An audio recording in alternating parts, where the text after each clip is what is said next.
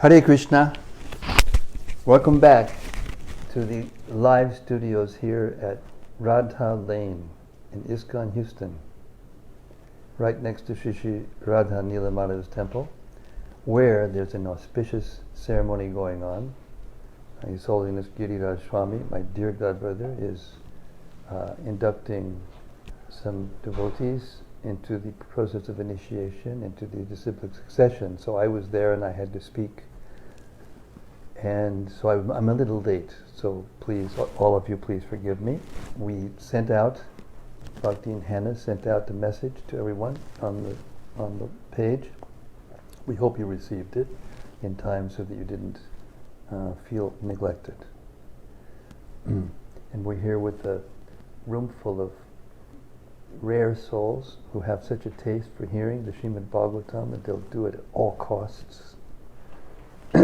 We seek their blessings.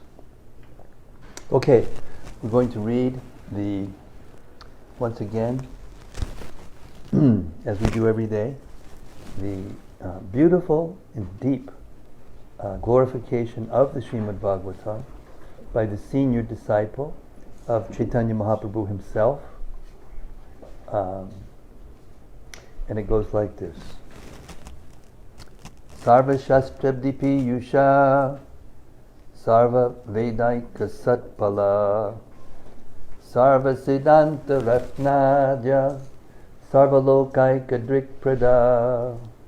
O nectar from the ocean of all scriptures, singular fruit of all the Vedas, rich mine of the precious gems of all conclusive truths, you are the only giver of light to all the world.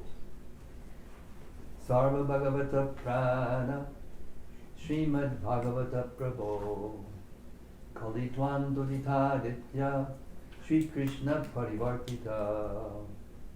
O life air of all the Supreme Lord's devotees, O Master Srimad Bhagavatam, you are the sun risen in the darkness of Kali. You are the exact image of Sri Krishna. Paramananda Pataya Prema Varshakshadayate Sarvadasa Vasevyaya Sri Krishnaya Namostume. I bowed down to you who are supremely blissful to read. Your every syllable pours down a flood of prema. You can always be served by everyone. You are Sri Krishna himself. The mic is disconnected. The mic is disconnected? It's loose. So they can't hear? Yes. Oh, then you just tell me. Well, I was trying to get back to because I apologies, folks. Try it on On the Uttariya. the Uttariya. Uttariya. This is the Uttariya. Oh. Yeah. Apologies to our audiences all around the world. Okay. Yeah, because I just shook off. I shook off the microphone, and it was on the floor, so you might not have heard much so far. Very well. Well done, sir. Paramananda Pataya Prema Varshakshadayate Sarvadasa Vasevyaya Sri Krishnaya Namostume. I bow down to you who were supremely blissful to read. Your every syllable pours down a flood of prema. You can always be served by everyone. You are Sri Krishna himself.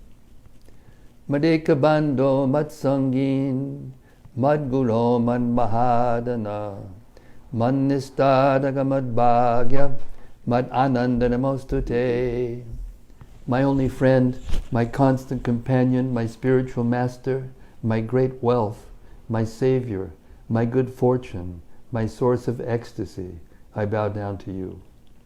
Asadu, saduta dayan, atini chotata kada, hanamun chagadachin mam, premna rit kantayos Buddha. O bestower of saintliness to the unsaintly, O exalter of the most fallen, please never leave me. Always appear in my heart and my voice with pure love. Om Namo Bhagavate Vasudevaya. Om Namo Bhagavate Vasudevaya. Om Namo Bhagavate Vasudevaya. So we're reading from the Srimad-Bhagavatam, Second Canto, third chapter. What's the title of the chapter? Just testing you. Pure devotional service. Change in the heart. Yeah, pure devotional service, the change of heart. And we're in text 22. The eyes, which do not look at the symbolic representations of the personality of Godhead, Vishnu, his forms, name, quality, etc., are like those printed on the plumes of a peacock. And the legs which do not move to the holy places where the Lord is remembered are considered to be like tree trunks. Purport. Especially for the householder devotees, the path of deity worship is strongly recommended. As far as possible, every householder, by the direction of the spiritual master, must install the deity of Vishnu, forms like Radha, Krishna, Lakshmi, Narayana, or Sita Rama, especially, or any other form of the Lord, like Nrsimha, Varaha, Gauranitai, Matsya, Kurma, Shalagram, Shila, and many other forms of Vishnu, like Trivikrama, Keshava, Achyuta, Vasudeva, Narayana, and Damodara, as they are recommended in the Vaishnava Tantras or Puranas. And one should worship the deity with one's family following the directions and regulations of the Archana Vidhi. Any member of the family who is above 12 years of age should be initiated by a bona fide spiritual master, and all the members of the household should be engaged in the daily service of the Lord, beginning from morning, 4 a.m., until night, 10 p.m., by performing Mangalarati, Niranjana, Archana, Puja, Kirtana, Sringara, Bhoga, Vaikali, Sandhya Arati, Pata, Bhoga at night, Shayana Arati, etc. Engagement in such worship of the deity under the direction of a bona fide spiritual master will greatly help the householders to purify their very existence and make rapid progress in spiritual knowledge. Simple theoretical book knowledge is not sufficient for a neophyte devotee. Book knowledge is theoretical, whereas the archana process is practical. Spiritual knowledge must be developed by a combination of theoretical and practical knowledge, and that is the guaranteed way for attainment of spiritual perfection. The training of devotional service for a neophyte devotee completely depends on the expert spiritual master who knows how to lead his disciple to make gradual progress on the path back home, back to Godhead. One should not become a pseudo-spiritual master as a matter of business to meet one's family expenditures. One must be an expert spiritual master to deliver the disciple from the clutches of impending death. Srila Vishwanath Chakravarti Thakur has defined the bona fide qualities of a spiritual master, and one of the verses in that description reads, Shri Vigrahara Dhananityanana Shringaratan Mandira Marjanado Yuktasya Bhaktams Chaniyunjatopi Bande Guru Sri Charanadavindam. Shri Vigraha is the archa, or suitable worshipable form of the Lord, and the disciple should be engaged in worshipping the deity regularly by Sringara, proper decoration and dressing, and also by Mandira Marjana, the matter of cleansing the temple. The spiritual master teaches the neophyte devotee all these kindly and personally to help him gradually in the realization of the transcendental name, quality, form, etc. of the Lord. Only attention engaged in the service of the Lord, especially in dressing and decorating the temple, accompanied by musical kirtana and spiritual instructions from scriptures, can save the common man from the hellish cinema attractions and rubbish sex songs broadcast everywhere by radios. If one is unable to maintain a temple at home, he should go to another's temple where all the above performances are regularly executed. Visiting the temple of a devotee and looking at the profusely decorated forms of the Lord, well dressed in a well-decorated, sanctified temple, naturally infuse the mundane mind with spiritual inspiration. People should visit holy places like Vrindavan, where such temples and worship of the deity are specifically maintained. Formerly, all rich men like kings and rich merchants constructed such temples under the direction of expert devotees of the Lord like the 6 Goswamis. And it is the duty of the common man to take advantage of these temples and festivals observed in the holy places of pilgrimage by following in the footsteps of great devotees, Anuvraja. One should not visit all these sanctified pilgrimage places and temples with sightseeing in mind, but one must go to such temples and sanctified places immortalized by the transcendental pastimes of the Lord and be guided by proper men who know the science. This is called Anubraja. Anu means to follow. It is therefore best to follow the instructions of the bona fide spiritual master, even in visiting temples and the holy places of pilgrimage. One who does not move in that way is as good as a standing tree condemned by the Lord not to move. The moving tendency of the human being is misused by visiting places for sightseeing. The best purpose of such traveling tendencies should be fulfilled by visiting the holy places established by great acharyas, and thereby not being misled by the atheistic propaganda of money-making men who have no knowledge of spiritual matters. Text 23. The person who has not at any time received the dust of the feet of the Lord's pure devotee upon his head is certainly a dead body, and the person who has never experienced the aroma of the tulsi leaves from the lotus feet of the Lord is also a dead body, although breathing. Purport. According to Srila Vishwanath Chakravarti Thakur, the breathing dead body is a ghost. When a man dies, he is called dead, but when he again appears in a subtle form, not visible to our present vision, and yet acts, such a dead body is called a ghost. Ghosts are always very bad elements, whereas always creating a fearful situation for others. Similarly, the ghost-like non-devotees who have no respect for the pure devotees, nor for the Vishnu deity in the temples, create a fearful situation for the devotees at all times. The Lord never accepts any offering of such impure ghosts. There's a common saying that one should first love the dog of the beloved before one shows any loving sentiments for the beloved. The stage of pure devotion is attained by sincerely serving a pure devotee of the Lord.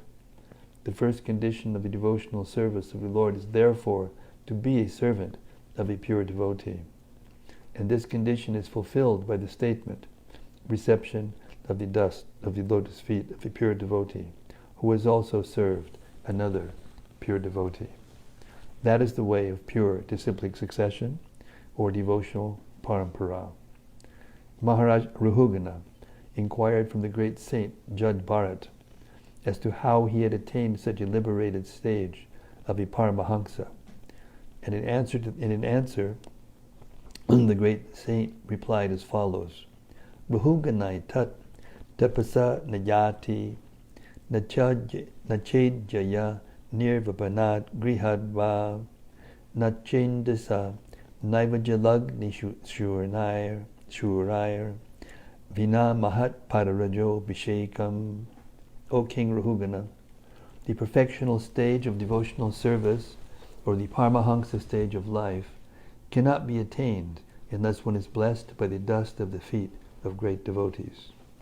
It is never attained by tapasya, austerity, the Vedic worshipping process, acceptance of the renounced order of life, the discharge of the duties of household life, the chanting of the Vedic hymns, or the performance of penances in the hot sun within cold water, or before the blazing fire. In other words, Lord Sri Krishna is the property of his pure unconditional devotees. And as such, only the devotees can deliver Krishna to another devotee. Krishna is never obtainable directly. Lord Chaitanya therefore designated himself as Gopi Bhartu Padakamalayor Das, or the most obedient servant of the servants of the Lord, who maintains the Gopi damsels at Vrindavan. A pure devotee therefore never approaches the Lord directly, but tries to please the servant of the Lord's devotees, and thus the Lord becomes pleased. And only then can the devotee relish the taste of the tulsi leaves stuck to his lotus feet.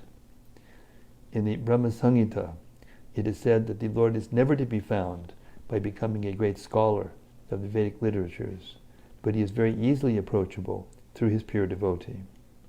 In Vrindavan, all the pure devotees pray for the mercy of Srimati Radharani, the pleasure potency of Lord Krishna.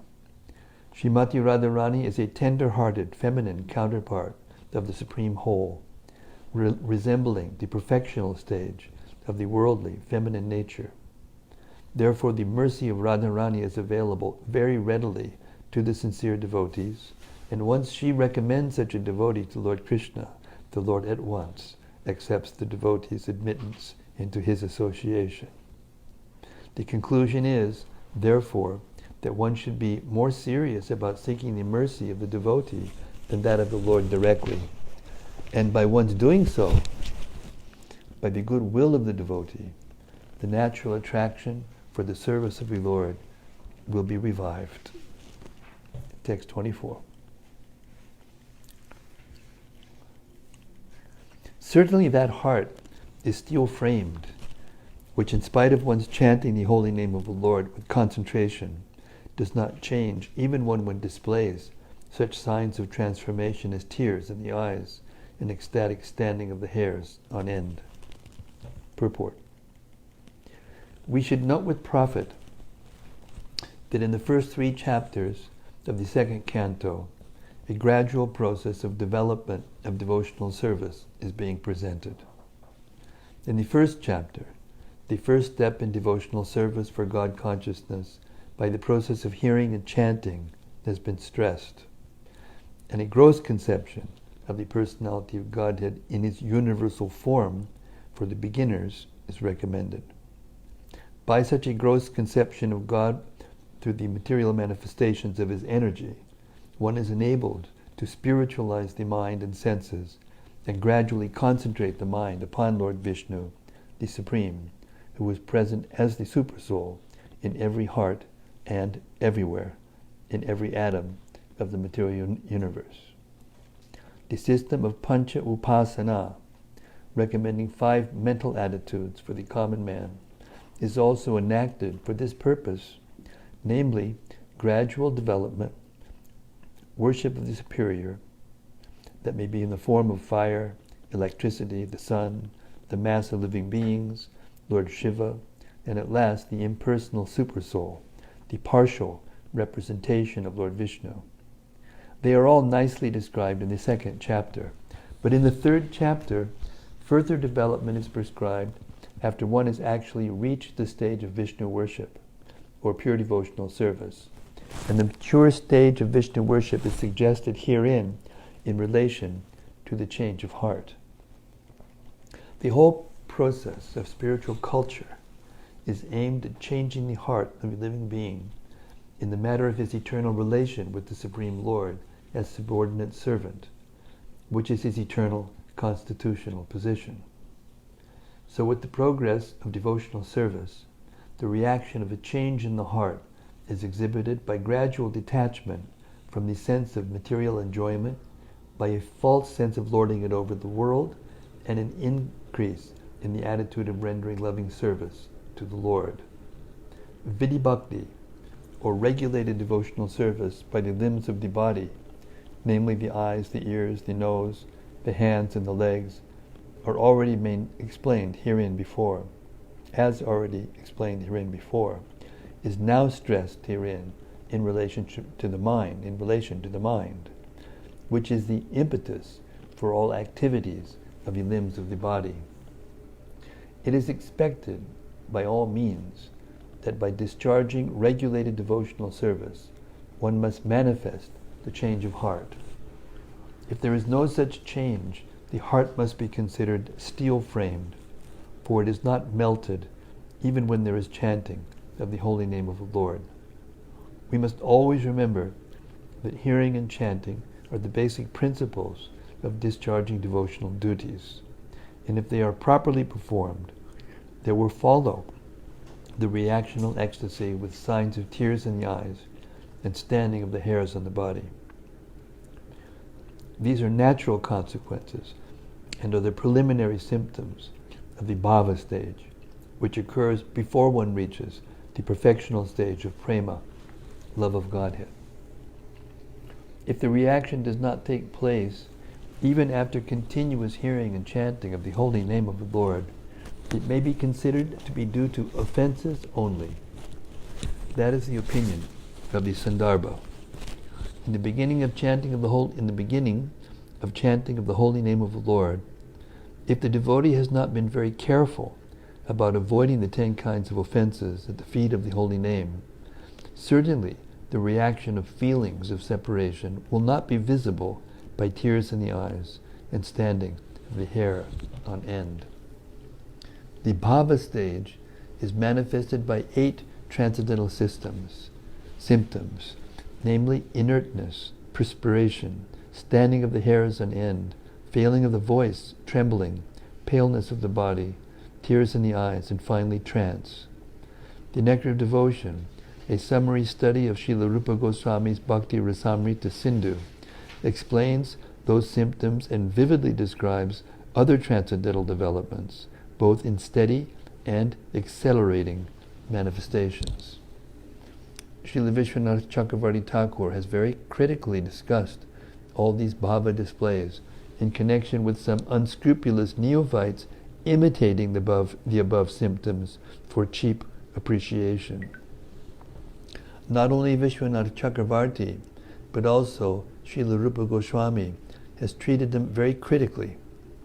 Sometimes all the above 8 symptoms of ecstasy are imitated by the mundane devotees, prakrita, sahajas.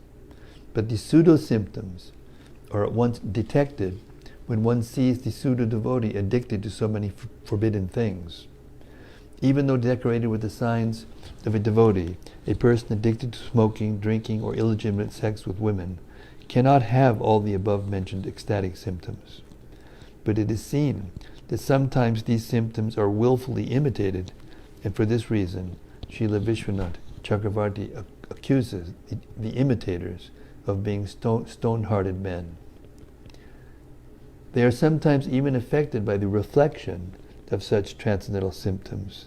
Yet if they still do not give up the forbidden habits, then they are hopeless cases for transcendental realization. When Lord Chaitanya met Srila Ramananda Roy on Kavaur, on the bank of the Godavari, the Lord developed all these symptoms. But because of the presence of some non-devotee brahmanas who were attendants of the Roy, the Lord suppressed these symptoms. So sometimes they are not visible even in the body of the first-class devotee for certain circumstantial reasons.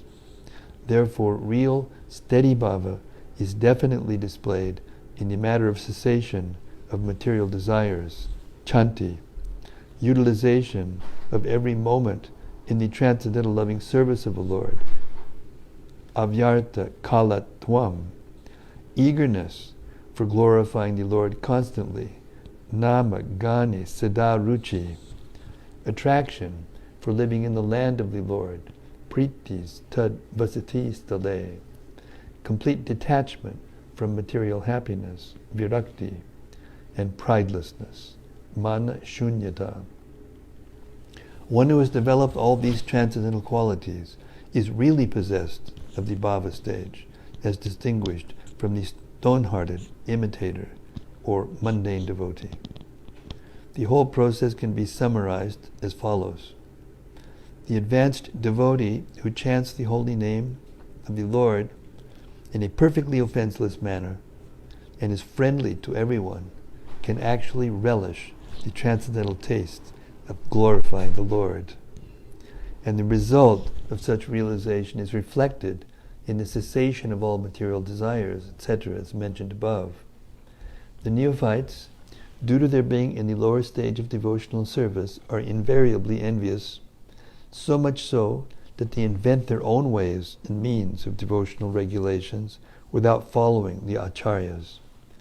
As such, even if they make a show of constantly chanting the holy name of the Lord, they cannot relish the transcendental taste of the holy name. Therefore, the show of tears in the eyes, trembling, perspiration, or unconsciousness, and so on, is condemned. They can, however, get in touch with a pure devotee of the Lord and rectify their bad habits. Otherwise, they shall continue to be stone-hearted and unfit for any treatment. A complete progressive march on the return path back home, back to Godhead. A complete progressive march on the return path home, back to Godhead, will depend on the instructions of the revealed scriptures directed by a realized devotee. Text 26. Excuse me. Text 25. O Sutta Goswami, your words are pleasing to our minds. Please, therefore, explain this to us as it was spoken by the great devotee, Shukadeva Goswami, who was very expert in transcendental knowledge and who spoke to Maharaj Parikshit upon being asked. Purport. Knowledge explained by the previous Acharya, like Shukadeva Goswami, and followed by the next, like Sutta Goswami, is always powerful transcendental knowledge, and it is therefore penetrating and useful to all submissive students. Thus end the Bhaktivedanta purports of the second canto, third chapter of Srimad-Bhagavatam, entitled Pure Devotional Service, the Change in Heart. Okay, we'll go on. Chapter 4, the process of creation. We have to go. Duty calls. Yes. Duty calls. We understand. We'll see you tomorrow. Yeah, Hare Krishna. Thank you, Doctor. Text 1. Translation. Sutta Goswami said, Maharaj Parikshit, the son of Uttara, after hearing the speeches of Shukadeva Goswami, which were all about the truth of the self, applied his concentration faithfully upon Lord Krishna. Purport. The word satim is very significant. This means existing and chaste. And both imports are perfectly applicable in the case of Maharaj Parikshit. The whole Vedic adventure is to draw one's attention entirely unto the lotus feet of Lord Krishna without any diversion, as instructed in the Bhagavad Gita. Fortunately, Maharaj Parikshit had already been attracted to the Lord from the very beginning of his body, in the womb of his mother. In the womb of his mother, he was struck by the Brahmastra atomic weapon released by Ashwatthama. But by the grace of the Lord, he was saved from being burnt by the fiery weapon. And since then, the king continuously concentrated his mind upon Lord Krishna, which made him perfectly chaste in devotional service. So by natural sequence, he was a chaste devotee of the Lord. And when he further heard from Srila Shukadeva Goswami that one should worship the Lord only and no one else, even though all of the desires are desireless, even though full of all desires or desireless, his natural affection for Krishna was strengthened. We have already discussed these topics. To become a pure devotee of Lord Krishna, two things are very much essential. Namely, having a chance to be born in the family of a devotee, and having the blessings of a bona fide spiritual master. By the grace of Lord Krishna, Parikshit Maharaj had both opportunities. He was born in a family of such devotees as the Pandavas, and just to continue the dynasty of the Pandavas and to show them special favor, the Lord specifically saved Maharaj Parikshit, who later on, by the arrangement of the Lord, was cursed by the boy of a Brahmana and was able to get the association of such a spiritual master as Shukadeva Goswami. In the Chaitanya Charitamrita, it is said that a fortunate person, by the mercy of the spiritual master and Lord Krishna, achieves the path of devotional service. This was perfectly applicable in the case of Maharaj Parikshit. By way of being born in a family of devotees, he automatically came in touch with Krishna, and after being so contacted, he constantly remembered him. Consequently, Lord Krishna gave the king a further chance for development in devotional service by introducing him to Shukadeva Goswami, a stalwart devotee of the Lord with perfect knowledge in self-realization. And by hearing from a bona fide spiritual master, he was perfectly able to concentrate his chaste mind further upon Lord Krishna as a matter of course. Text 2.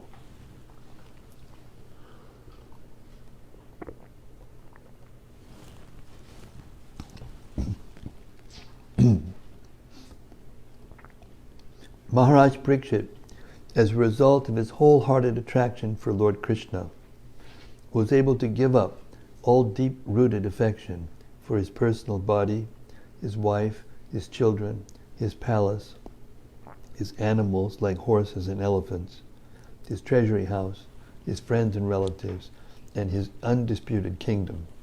Purport. To become liberated means to become free from Dhyatma Buddhi, the illusory attachment for personal bodily coverings and everything connected with the body, namely wife, children, and all other entanglements. One selects a wife for bodily comforts, and the result is children. For wife and children, one requires a dwelling place, and as such, a residential house is also necessary. Animals like horses, elephants, cows, and dogs are all household animals, and a householder has to keep them as household paraphernalia. In the modern civilization, the horses and elephants have been replaced by cars and conveyances with considerable horsepower. To maintain all the household affairs, one has to increase the bank balance and be careful about the treasury house. And in order to display the opulence of material assets, one has to keep good relations with friends and relatives, as well as become very careful in maintaining the status quo. This is called the material civilization of material attachment. Devotion for Lord Krishna means negation of all material attachments as detailed above. By the grace of Lord Krishna, Maharaj Parikshit was awarded all material amenities and an undisputed kingdom in which to enjoy the undisturbed position of a king. But by the grace of the Lord, he was able to give up all connections with material attachment. That is the position of a pure devotee. Maharaj Parikshit, due to his natural affection for Lord Krishna, as a devotee of the Lord, was always executing his royal duties on behalf of the Lord, and as a responsible king of the world, he was always careful to see that the influence of Kali would not enter his kingdom. A devotee of the Lord never thinks of his household paraphernalia as his own, but surrenders everything for the service of the Lord. Therefore, thereby living entities under a devotee's care get the opportunity for God realization by the management of a devotee master. Attachment for household paraphernalia and for Lord Krishna go poorly together. One attachment is the path of darkness, and the other attachment is the path of light. Where there is light, there is no darkness, and where there is darkness, there is no light. But an expert devotee can turn everything to the path of light by an attitude of service to the Lord. And the best example here is the Pandavas. Maharaj Yudhishthira and householders like him can turn everything to light by dovetailing so-called material assets in the service of the Lord. but one who is not trained or is unable to turn everything to the service of the Lord, nirbandha, Krishna sambandhe, must give up all material connections before he can be fit to hear and chant the glories of the Lord. In other words, one who, like Maharaj Parikshit, has seriously heard Srimad-Bhagavatam for even one day from a fit personality like Shukadeva Goswami, may be able to lose all affinity for material things. There is no utility simply in imitating Maharaj Parikshit and hearing Bhagavatam from professional men, even for 700 years. To take Srimad Bhagavatam as a means for maintaining family expenditure is the grossest type of namaparad offense at the feet of the Lord. Sarva Shubha Kriya Samyam Apimamadaha. Pramadaha. Text 3 and 4. O great sages, the great soul, Maharaj Parikshit, consequently, wrapped in thought of Lord Krishna, knowing well of his imminent death, renounced all sorts of fruitive activities, namely acts of religion, economic development, and sense gratification, and thus fixed himself firmly in his natural love for Krishna, and asked all these questions exactly as you are asking me. Purport. The three activities of religion, economic development, and sense gratification, the three activities of religion, economic development, and sense gratification are generally attractive for conditioned souls struggling for existence in the material world. Such regulated activities prescribed in the Vedas are called the karma-khandya conception of life, and householders are generally recommended to follow the rules just to enjoy material prosperity both in this life and in the next. Most people are attracted by such activities, though in the modern godless civilization, people are more concerned with economic development and sense gratification, without any religious sentiments. As a great emperor of the world, Maharaj Parikshit had to observe such regulations of the Vedic Karma-khandya section, but by his slight association with Shukadeva Goswami, he could perfectly understand that Lord Krishna, the absolute personality of Godhead, Vasudeva, for whom he had a natural love since his birth, is everything, and thus he fixed his mind firmly upon him, renouncing all modes of Vedic Karma-khandya activities. This perfectional stage is attained by a jnani after many, many births. The jnanis, or the empiric philosophers endeavoring for liberation, are thousands of times better than the fruitive workers, and out of hundreds of thousands of such jnanis, one is liberated factually. And out of hundreds of thousands of such liberated persons, even one person is rarely found who can firmly fix his mind under the lotus feet of Lord Sri Krishna, as declared by Lord Krishna himself in the Bhagavad Gita. Maharaj Parikshit is specially qualified with the word Mahamana, which puts him on an equal level with the Mahatmas described in the Bhagavad Gita. In the later age also, there have been many Mahatmas of this type, and they also gave up all karma-khandya conceptions of life, solely and wholly depending on the Supreme Personality of Godhead, Krishna. Lord Chaitanya, who is Lord Krishna himself, taught us in his Shikshastaka, Ashlashava Paradatam Pinashtumam Adarshanan Marmahatam Karotiva Yata Tatava Vidadatu Lampato Mat Prananatas Tusaeva Napadaha. Lord Krishna, who is the lover of many devotees, women, may embrace this fully surrendered maidservant, or may trample me with his feet, or he may render me broken-hearted by not being present before me for a very long duration of time. But still, he is nothing less than the absolute Lord of my heart. Srila Rupa Goswami spoke thus, Virachaya mami dandam dinabando deyamba katir ihana babatat kachit anyamamasti nipatatu shatakutir nirmalam vavanam bas tat apikila payoda stuyate chatakena. O Lord of the poor, do what you like with me. Give me either mercy or punishment. But in this world, I have none to look to except your lordship. The Chataka bird always prays for the cloud, regardless of whether it showers rain or throws a thunderbolt. Srila Madhavendra Puri, the grand spiritual master of Lord Chaitanya, took leave of all karmakandya obligations in the following words: Sandhya vandana bhadramastu bhavato bosnana tubhyam namo Bo deva pitaras chatarpana vidau naham cham yatam yatra kwapi nishad yada bakulosh shashya kangsad visha smadam agam harani tadalam manye ki manye name. O my evening prayer, all good unto you. O my morning bath, I bid you goodbye. O demigods and forefathers, please excuse me. I am unable to perform any more offerings for your pleasure. Now I have decided to free myself from all reactions to sins simply by remembering anywhere and everywhere the great descendant of Yadu and the great enemy of Kamsa, Lord Krishna. I think that this is sufficient for me. So what is the use of further endeavors?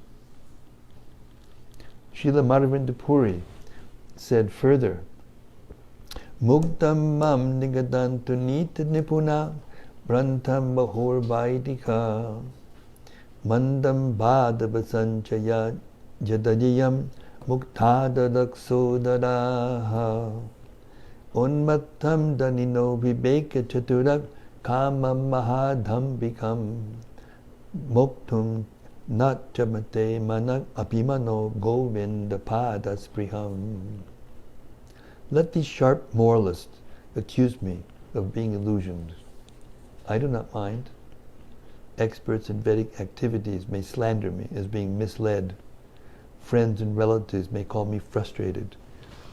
My brothers may call me a fool. The wealthy Mammonites may point me out as mad. And the learned philosophers may assert that I am much too proud. Still, my mind does not budge an inch from the determination to serve the lotus feet of Govinda, though I am unable to do it. And also, Prahlad Maharaj said, Dharmartha kama iti yo bihitastri varga ikshatrayi nayanamau bibida chabarta manyetat etat akilam nigamasya satyam swatmarpanam susuridak paramasya pungsaha. Religion, economic development, and sense gratification are celebrated as three means of attaining the path of salvation. Ikshatrayi, that is, knowledge of the self, knowledge of fruitive acts and logic, and knowledge of politics and economics are different means of livelihood. All these are different subjects of Vedic education, and therefore I consider them temporary engagements. On the other hand, surrendering unto the Supreme Lord Vishnu is a factual gain in life, and I consider it the ultimate truth. The whole matter is concluded in the Bhagavad Gita 241 as Vyavasayatmika Buddhi, or the absolute path of perfection. Sri Baladev Vidyabhushana, a great Vaishnava scholar, defines this as Bhagavad Archana Rupaika Nishkama Karmabir Vishuddhachita, accepting transcendental loving service to the Lord as the prime duty, free from fruitive reaction. So Maharaj Parikshit was perfectly right when he firmly accepted the lotus feet of Lord Krishna, renouncing all karma kandiya conceptions of life. Text 5.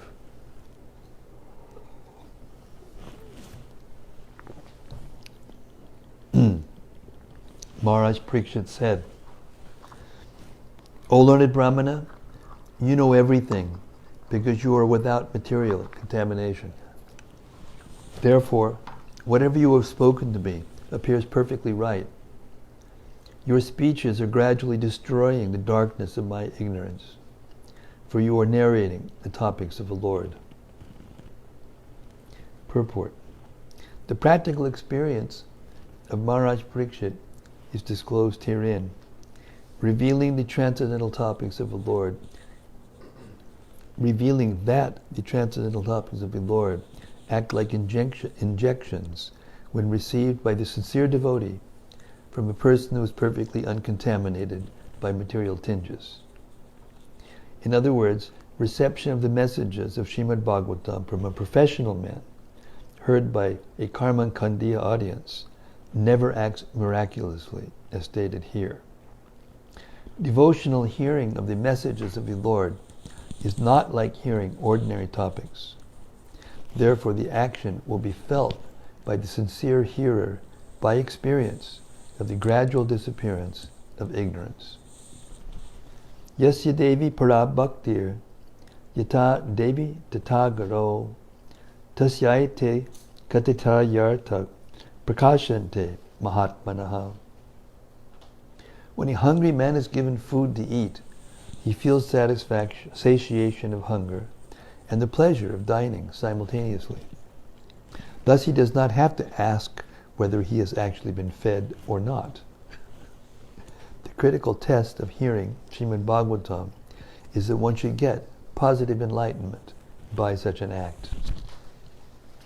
Text 6. I beg to know from you how the personality of Godhead, by his personal energies, creates these phenomenal universes as they are, which are inconceivable even to the great demigods. Purport. In every inquisitive mind, the important question of the creation of the phenomenal world arises. And therefore, for a personality like Maharaj Parikshit, who was to know all the activities of the Lord from his spiritual master, such an inquiry is not uncommon. For every unknown thing, we have to learn and inquire from a learned personality. The question of creation is also one of such inquiries to be made to the right person. The spiritual master therefore must be one who is sarvagya, as stated herein before, in connection with Shukadeva Goswami. Thus, all inquiries on God, which are unknown to the disciple, may be made from the qualified spiritual master. And here the practical example is set by Maharaj Parikshit. It was, however, already known to Maharaj Parikshit that everything we see is born out of the energy of the Lord, as we have all learned in the very beginning of Srimad-Bhagavatam, Yas Janmad Yasya Yataha. So Maharaj Parikshit wanted to know the process of creation.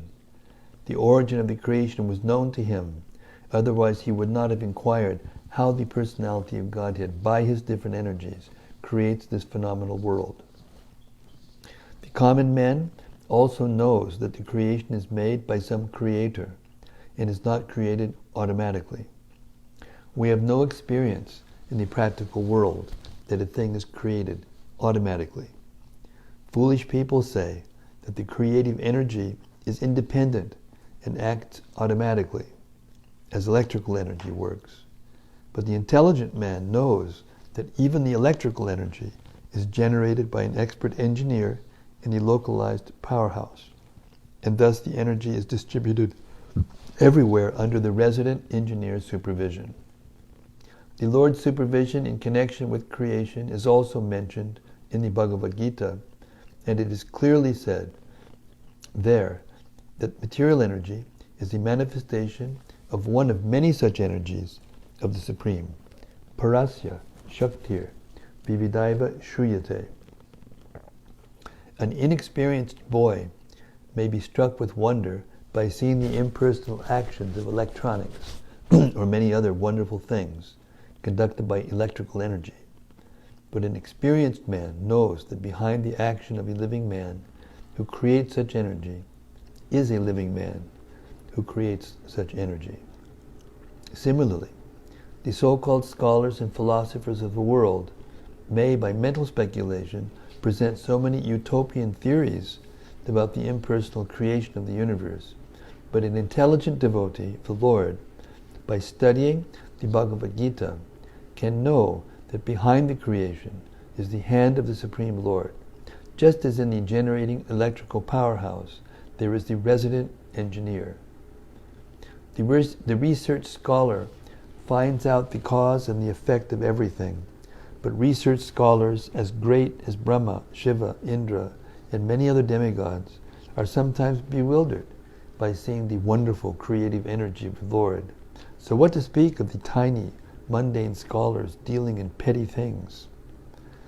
As there are differences in the living conditions of different planets of the universe, and as one planet is superior to others, the brains of living entities in those respective planets are also of different categorical values.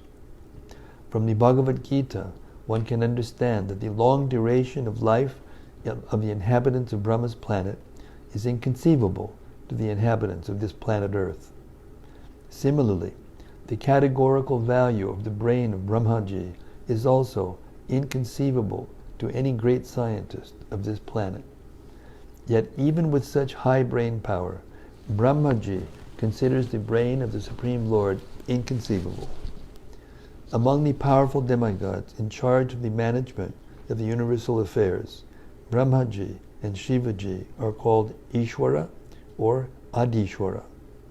Still, Brahmaji has described Lord Krishna as the Supreme Ishwara in his great Samhita as follows: Ishwara Parama Krishna Sachidananda Vigraha Anadir Adir Govinda Sarva Karanam.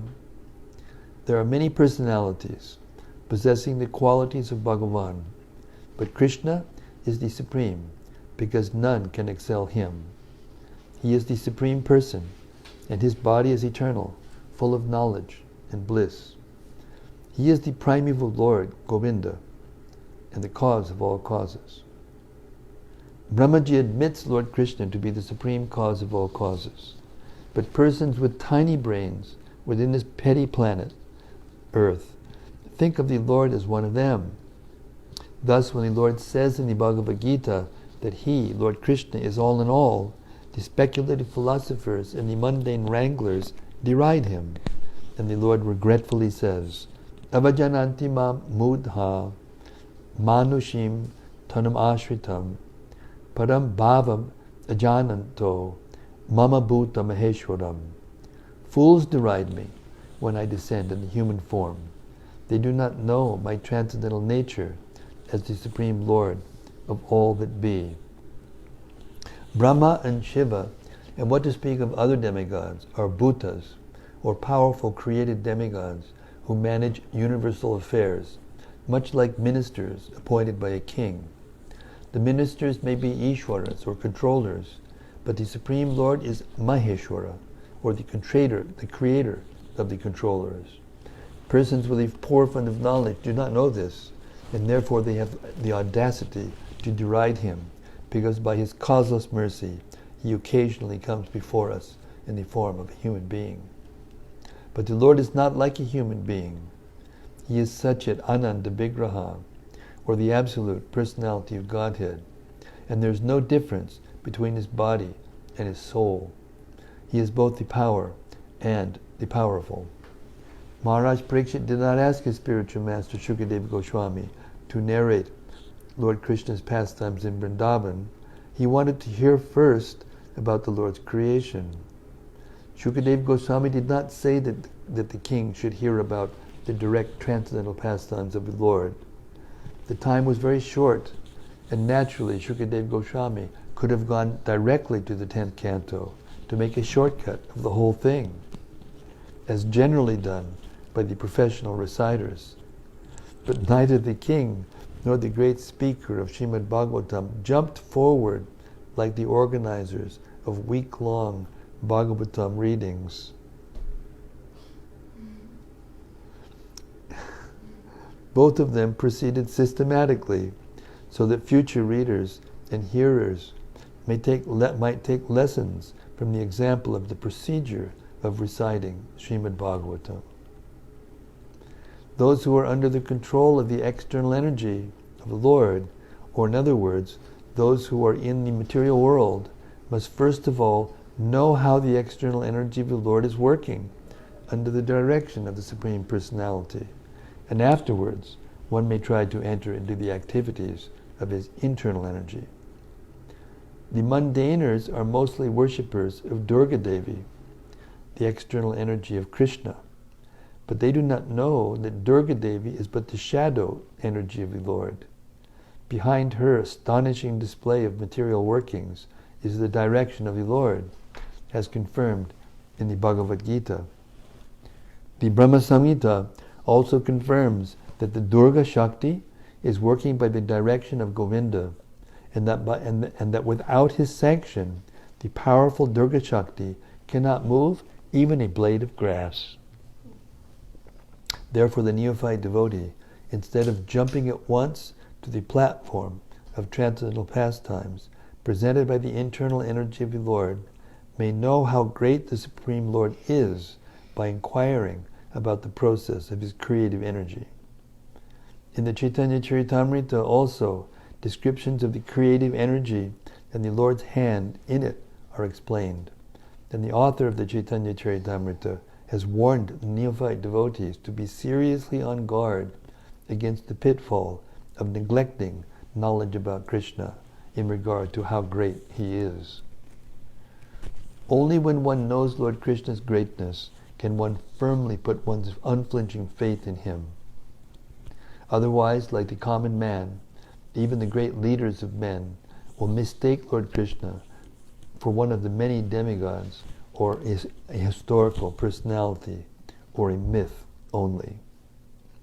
The transcendental pastimes of the Lord in Vrindavan, or even at Dwarka, are relishable for persons who have already qualified themselves in advanced spiritual techniques, and the common man may be able to attain to such a plane by the gradual process of service and inquiries, as we shall see in the behavior of Maharaj Pariksit.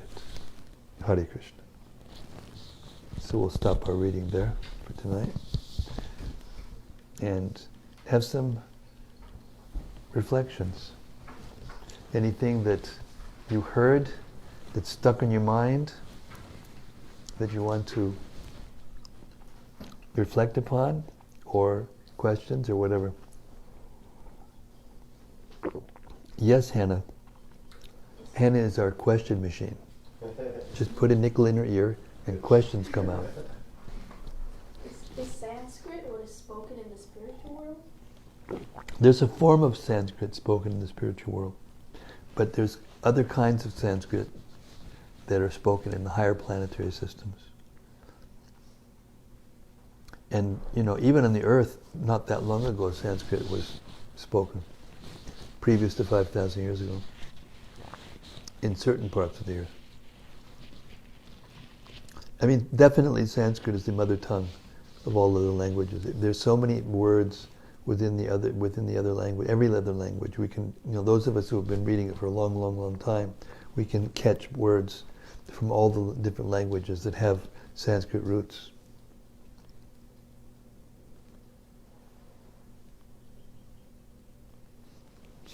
Because, the basic principle of how the variety of nations and languages and cultures developed, after 5,000 years ago, is described in the Mahabharata and other Vedic literatures, the Puranas. And the basic principle is that when personalities as the personalities on the earth, human personalities, began to degrade into sinful activities, or let's say activities against the laws of nature, Sometimes when we hear sinful activities, our Christian minds go, oh, or those of us who have rejected Christianity goes, oh, this is like Christianity, therefore I'm going somewhere else. It happens sometimes due to conditioning. But so we can talk about the laws of nature and the attempt to break the laws of nature unnecessarily. And as the various divisions of society began to break those laws, or act against those laws rather, then the reactions to that gradually increased, and as more and more people broke the laws or failed to live according to the laws of nature, then it spread and it spread, and they couldn't tolerate the Vedic principles, and then they broke away. And gradually, and by that process, a language became broken and divided, and I mean, it's a basic principle that the farther west you go, the more degraded it becomes.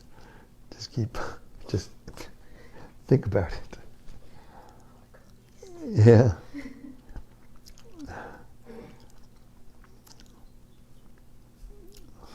Actually, I want to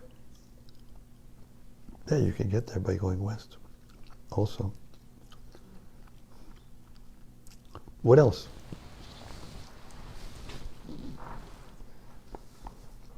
So, in one of the Prabhupada said that the stone-hearted are unfit for any treatment, but isn't it our Chaitanya Savior the most one? Yes. But it's not, I mean, sometimes Prabhupada used the word automatic, but it's not automatic.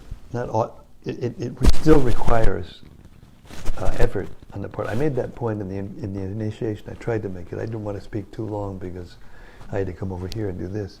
But the initiation is at the beginning.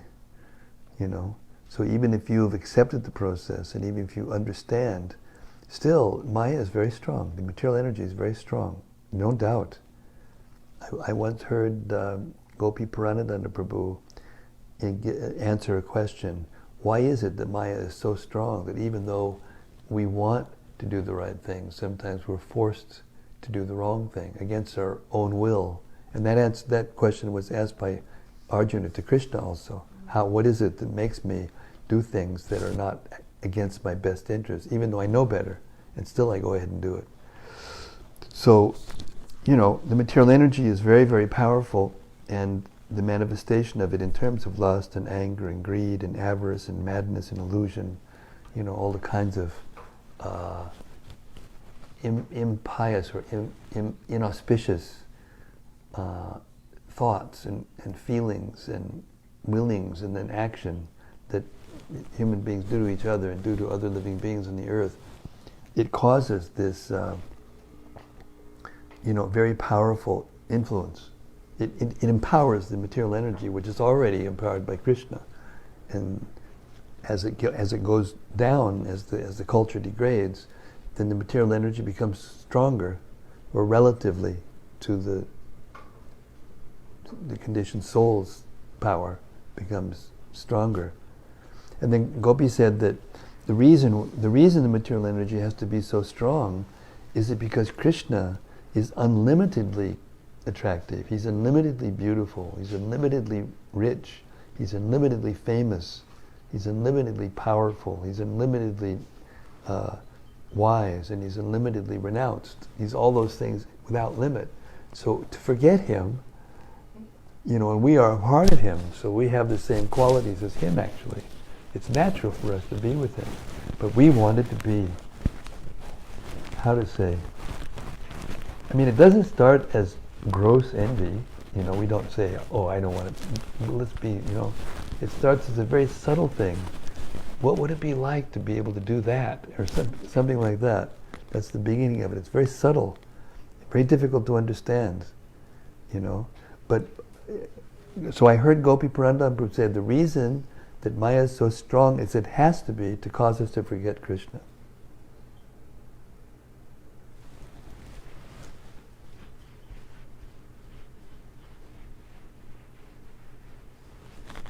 So to reconnect with Krishna gives us the opportunity to overcome Maya, because Krishna is the only person who is stronger than Maya. So we need his guidance, we need his patronage, we need his favor, we need his affection, actually.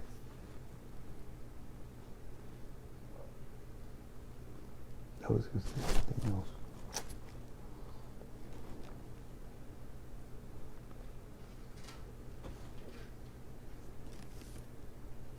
So yeah, I mean, we get an opportunity, like we watched the initiation, beginning of the initiation, we get the opportunity, but still, oh yeah, I remember what I was going to say now, because we are particles of spirit who are parts and parcels of Krishna. That doesn't mean that if you put us all together, we'll become Krishna.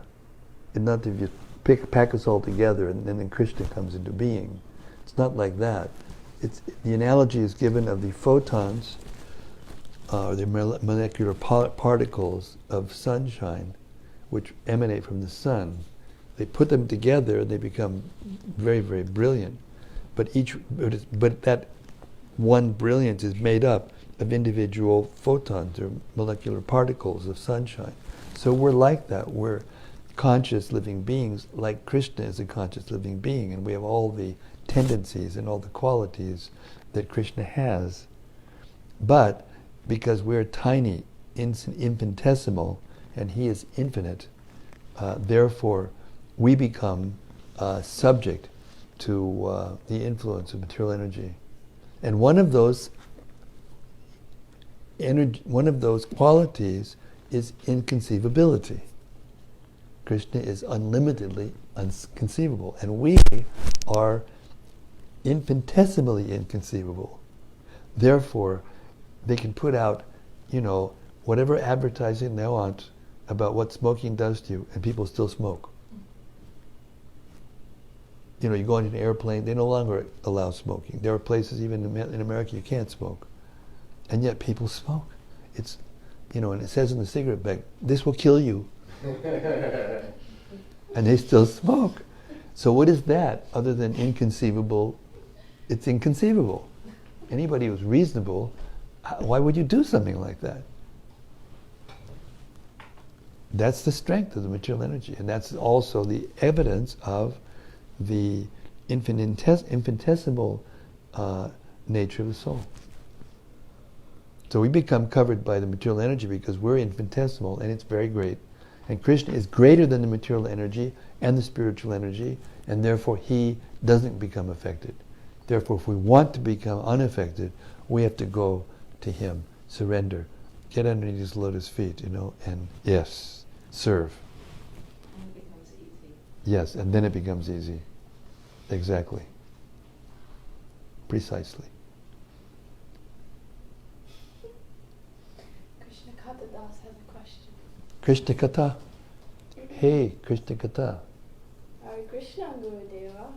Chapter 3, verse 1 mentioned the chaste mind. Can you explain this some and how to apply for advancing our Krishna consciousness? You don't know what chaste is? Chaste means faithful. Chaste means loyal. Chaste means, every one of us in the material world is, not just in the material world, every one of us in the spiritual and the material world, we are naturally seeking enjoyment. That's our nature. Everyone.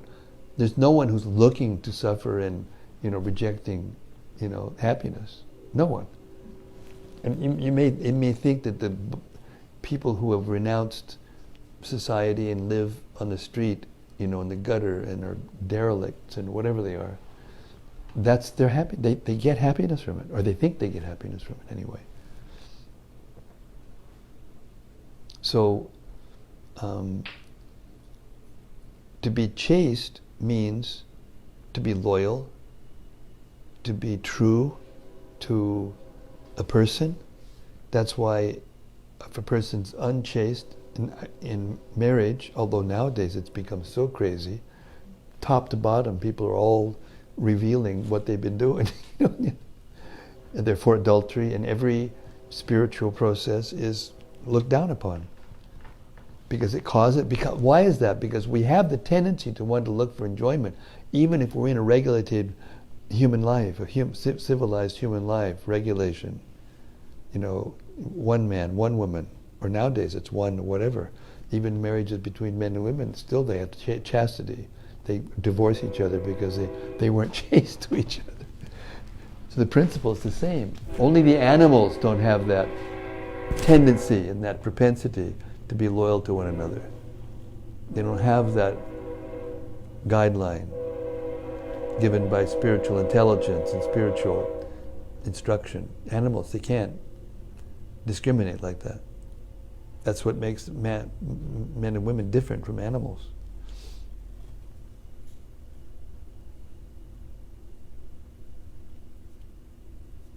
So that's what it means to be chaste. You find out who Krishna is, you find out, what the truth is and what we're supposed to do and what not to do, and you still go somewhere else. Then you're not being chaste. And Krishna, he is so kind and so affectionate and so loyal to us that if we insist, he'll give us facility to forget him. Even the forgetfulness of Krishna is given to us by Krishna. So therefore it says here in all these verses and all these purports, if you don't surrender to Krishna, you're a nutcase, actually. Because we're getting everything. Who decided, what talents I have and abilities and all these things that are given to us to enjoy and look at and feel and taste and smell and do all these things. It says the ocean becomes like a footprint. Yes, the water is contained in a footprint of a calf.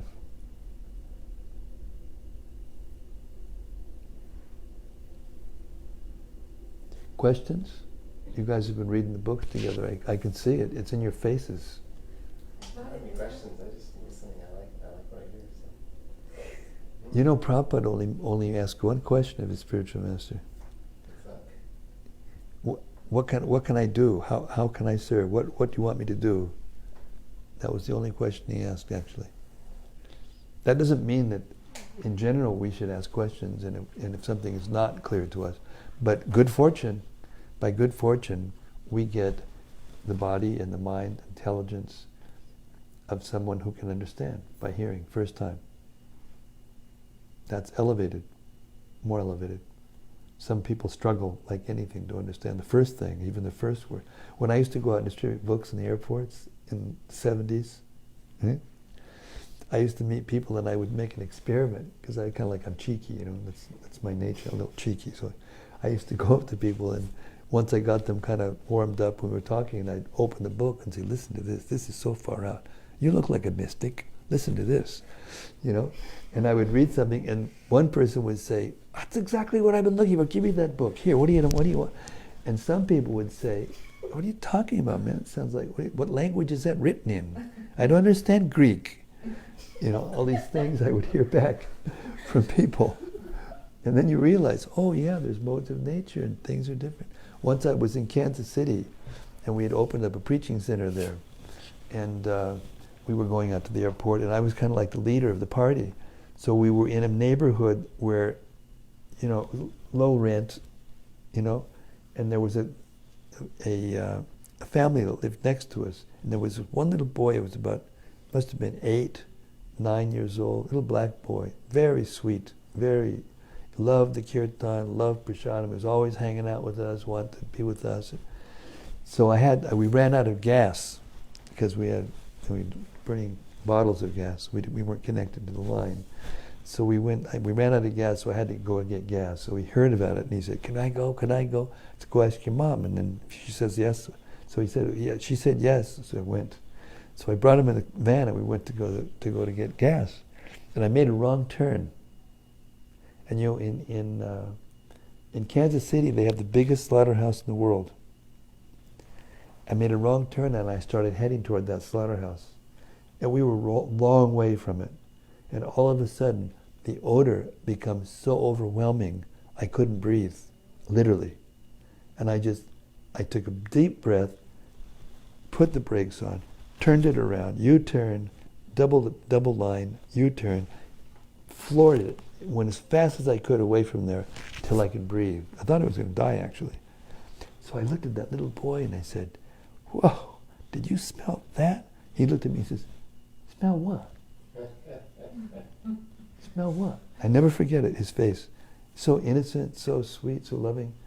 But he couldn't smell that smell as bad. To him, it wasn't so bad.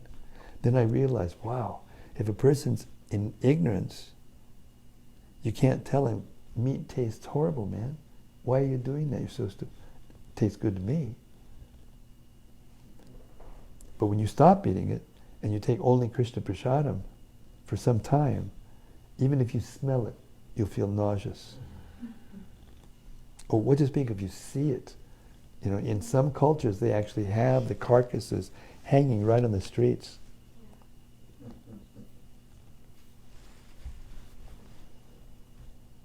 So it requires purification of the senses. It requires purification of the mind.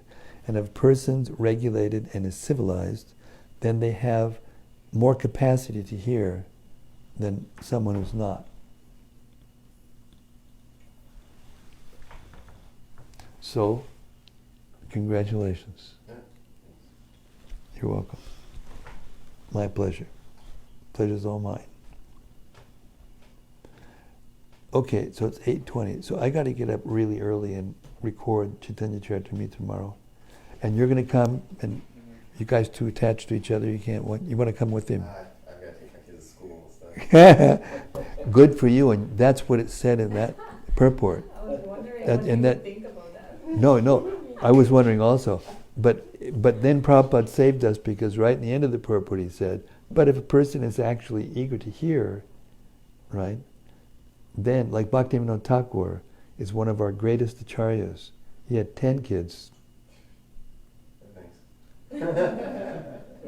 Only people who have kids can understand what you just said.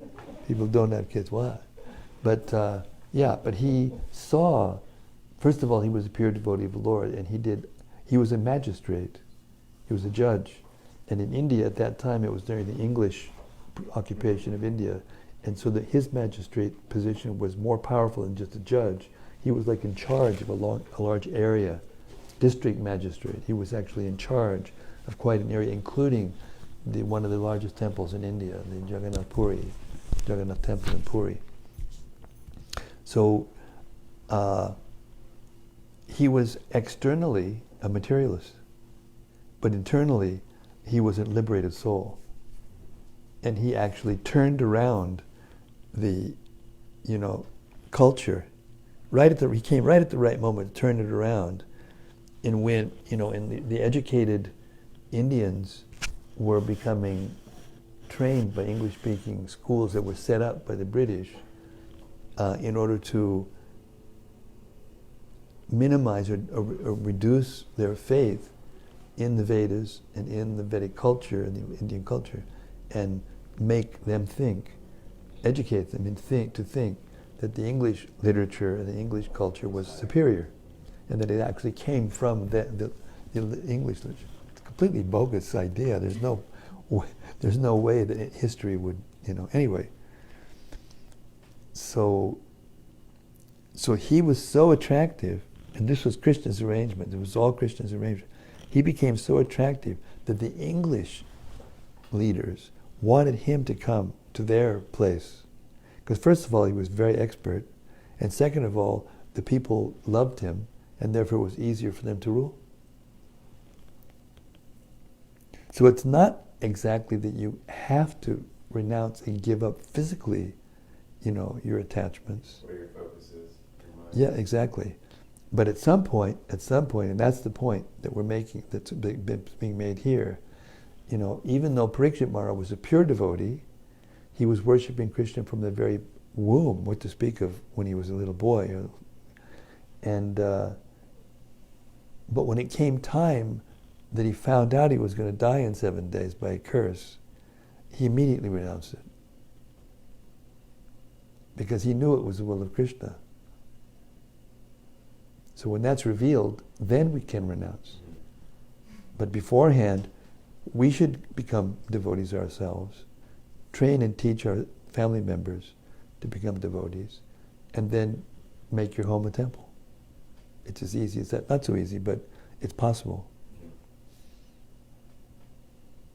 But I heard for me, it was very pleasing to hear that your wife came to a program and liked it also. That's really fortune. That's really fortune. Take it from a pro who's been around the block a few times. It's really rare. Okay, that's it. I'm going to go, folks. Hare Krishna. Thank you very much. Thank you. Hare Krishna. All glories to Prabhupada. Srimad-Bhagavatam ki jai. Thank you everyone for coming and hearing. Gaur Premanandi. Hari Hari Bo.